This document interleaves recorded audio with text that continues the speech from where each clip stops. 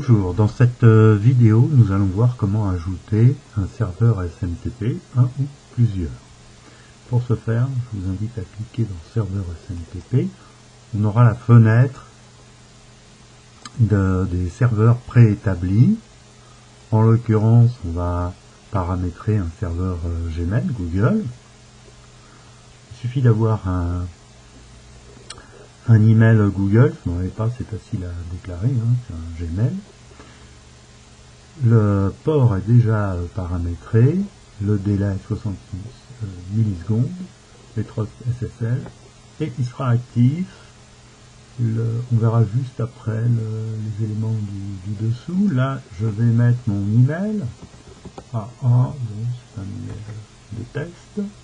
Gmail, c'est votre email Gmail avec lequel vous êtes déclaré. Votre mot de passe, votre boîte email. Le nombre d'envois avant suspension, 5 avant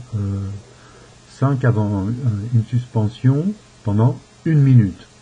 La plupart demandent une suspension toutes les minutes, tous les 5 emails, pendant 1 minute, notamment Gandhi. Ensuite, le nombre de messages avant arrêt, 0, vous envoyez tous vos messages.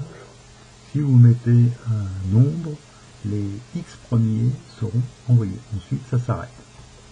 L'objet d'adresse invalide. Alors, en l'occurrence pour Google, c'est Delivery Status Notification, et le mailer daemon, c'est l'email mailer-daemon @googlemail.com. C'est l'email avec lequel il va vous envoyer les adresses invalides que vous aurez envoyées. Et ça, c'est l'objet que vous aurez dans cet email.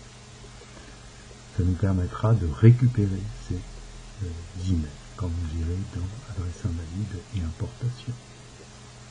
Si vous avez un autre fournisseur, envoyez un email, un fameux email avec votre serveur d'email favori, et dans les 24 heures, vous devriez au maximum recevoir un email comme quoi cet email est invalide.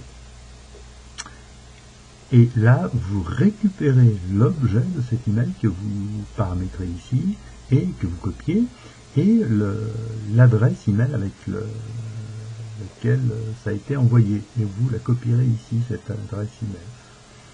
Voilà, alors vous pouvez ajouter autant de serveurs que vous voulez. Là, on va ajouter celui-là. Voilà. Pour en ajouter plusieurs, vous suspendez tous les 5 1 minute. C'est recommandé pour pas faire passer pour du spam ou les limitations des serveurs. Et si vous en avez 2, ça vous fera finalement 10 emails par minute, ou 15 emails si vous avez 3 serveurs, puisque quand un serveur a fini d'envoyer ses 5 emails, il s'arrête pendant 1 minute, mais le deuxième prend le relais, et après c'est le troisième qui prend le relais. Voilà, vous pouvez modifier, supprimer, et puis tester votre serveur email. Si vous cliquez là, il va tester la connexion et vous envoyer un email. Je vous remercie d'avoir suivi cette vidéo. À bientôt.